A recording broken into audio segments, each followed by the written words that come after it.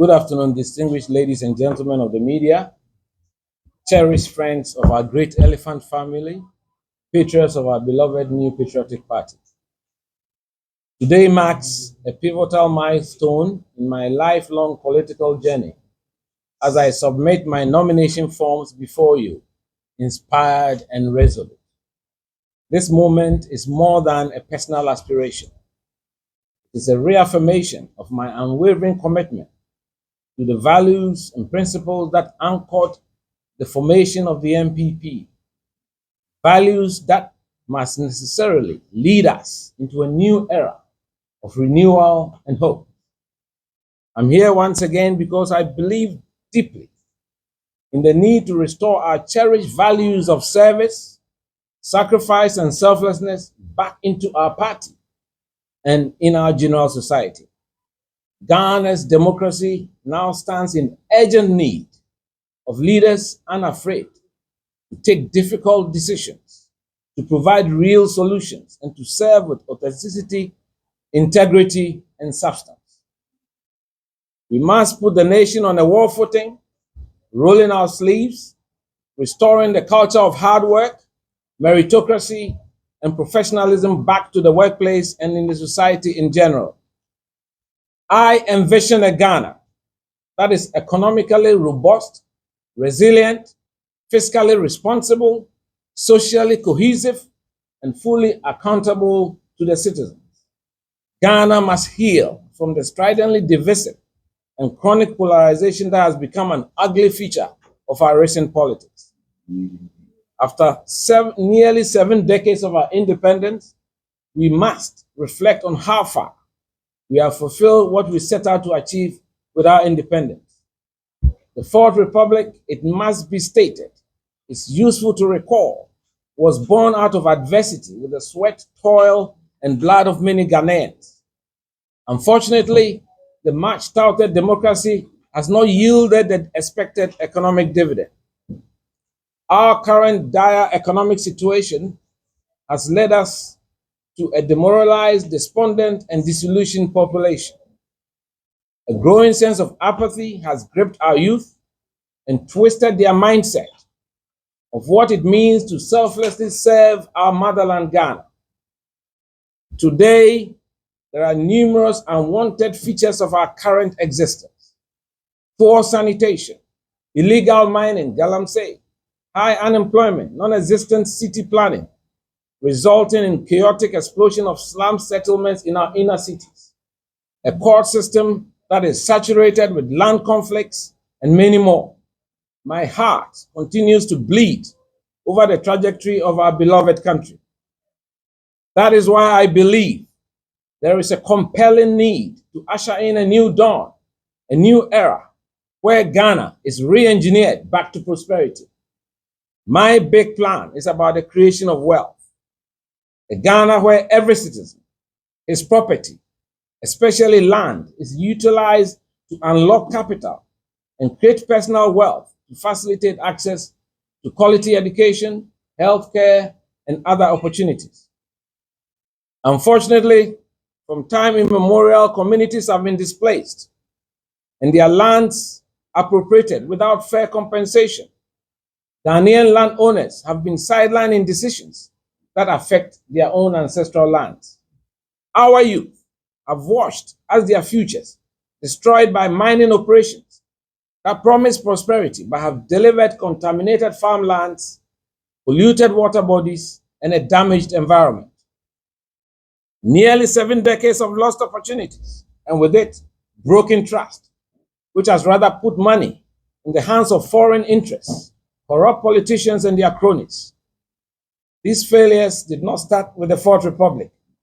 They are rooted in colonial legacies and post-independence mistakes. The continued neglect of the interests and the voices of those most impacted by galamsey remains an existential threat to our national security. Recognizing this historical wrong is not enough. Today, I, Kwabena Agyepong, lead the demand for Ghanaian leaders to embrace this duty. My campaign apologizes to every family whose land has been taken without their consent and or appropriate compensation. To every youth whose dreams have been buried beneath investigations and dust. To every chief, queen mother, community leader whose stewardship is still ignored. To every citizen who asked for justice and was met with silence. This apology is not the end, it is the beginning. My presidency will launch a national property justice initiative that will, 1, review and reform land tenure laws to protect customary rights. 2, establish transparent compensation frameworks for all landed property. 3, create youth-led oversight councils in mining districts. 4, fund civic education campaigns on land rights and environmental stewardship. We will listen, we will learn, and we will act with you, not just for you. Let this be the moment that we turn pain into purpose, history into healing.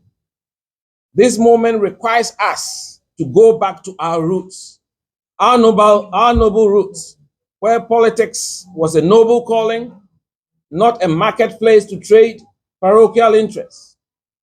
Our UP tradition, the United Party tradition, was never about money, not a place where votes were auctioned off to the highest bidder. Our tradition was founded on sound values, virtues, and a large dose of volunteerism. That is why the subtle attempt to create a monetary barrier that practically shuts out capable and competent patrons, thereby virtually handing leadership opportunities to only a wealthy few, is truly repugnant.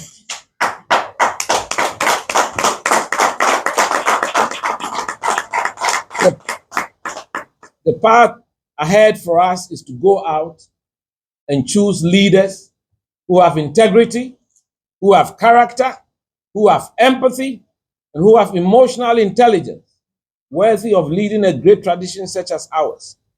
Let us all forge ahead with renewed energy to rebuild, rejuvenate, regenerate our base in unity and with hope. God bless our homeland Ghana and our beloved NPP. Eshi Radu Radu Radu Radu.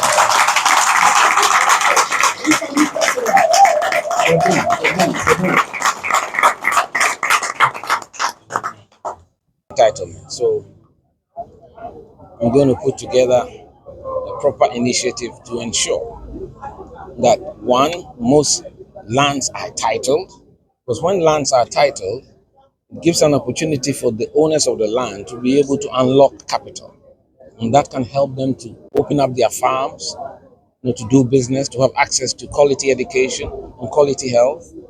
And I think it's very important, and it will also protect, the real ancestral owners of our lands. We won't have a situation where the resources that Lord Almighty has bestowed on us will be appropriated without proper compensation, especially to foreign interests. And that's something that I'm very passionate about. And so those are the few things I wanted to say today, that we need to restore this country. And those values, what I talk about, the triple S doctrine: service, sacrifice, and selflessness. Now we also have to restore meritocracy, professionalism, back to the workplace, and reduce the overly politicized nature of society. Ghana has become too stridently divided. And I think we have to look at the national interest, things that would help this country grow. That's what I'm passionate about. So, beyond this internal contest, or after the internal contest, the NPP will continue to be there. One of the key things that were raised post the NPP's defeat was that the internal wranglings, your opponents ended up using it. What is important is that you have to listen to my message. Everybody knows that I have a record of diplomatic speak. I'm not one who is given to effusions. I don't do that. I have strong emotional intelligence. I have led with integrity. Everybody knows my record in public service, serving as press secretary to President Kufuor. So if you are talking about myself, I'm not here to speak for others or speak about others. But anytime I've launched my campaign, it's about issues. And I'm calling all my other competitors. Let's have a proper debate. Let's elevate the discourse. That's what is important. The Ghanaian people, they deserve to know our views on major national issues. The party delegates deserve to know. So this is not a popularity contest. You understand? So they need to test our views on major issues.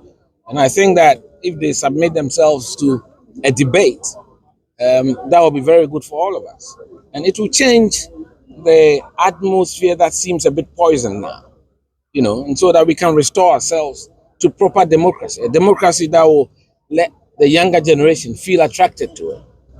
That's what we should be doing. So I'm not one who's going to muddy the waters or poison the atmosphere. But of course, once in a while, when there are historical facts that are being distorted, it's my duty to correct them, especially as a former general secretary. I see myself as a custodian of the history and the tradition of this party. And unfortunately, I would say, in all humility, I was the only one amongst all of us who was there in 1992 campaigning for Professor Agyepong. So I have that institutional memory of this political tradition, and I'll live or die by it. Principles and virtues should rule, not manners. You've been here a few times. I say you've been here. Contesting. Yeah. How different is this from the previous times you battled it out? The most important thing is the power of choice rests with the delegates. That's the beauty of democracy. It doesn't rest with us. Ours is to go and meet them and share our vision, which is what I try to do this afternoon. So the power of choice rests with the delegates. I am providing them a viable option. And all my colleagues were part of the previous government. Unfortunately, I wasn't. So I think if you want a stark departure from the past, something that is a new era, a new dimension, a new vision, then you look at Kwabena Agyepong. So I think every political party should have alternatives, and I'm a viable option. Thank you. Thank you very much.